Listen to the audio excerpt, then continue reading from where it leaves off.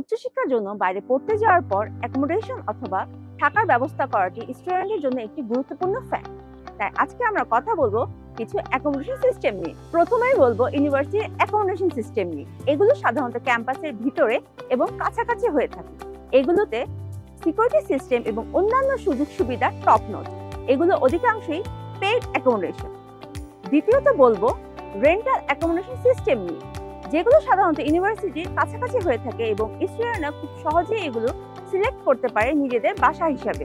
এক্ষেত্রে কস্ট একটি গুরুত্বপূর্ণ বিষয়। এছাড়াও থাকছে হোম স্টে অ্যারেঞ্জমেন্ট, যেখানে নির্দিষ্ট পরিমাণ অর্থের বিনিময়ে লোকাল পরিবারের সাথে থাকার একটি সুবিধা পাচ্ছেন। বিদেশি কালচারের ব্যাপারে জানার জন্য এর চেয়ে বড় সুযোগ আর কি হতে পারে। সর্বশেষ থাকছে শর্ট রেন্টাল অ্যাপার্টমেন্ট, যেখানে পার্মানেন্ট সলিউশন হওয়ার আগ পর্যন্ত আপনি থাকার সুবিধা পাবেন। আপনাকে এই সকল বিষয়ে হেল্প করার জন্য TCL গ্লোবাল প্রস্তুত সর্বদাই।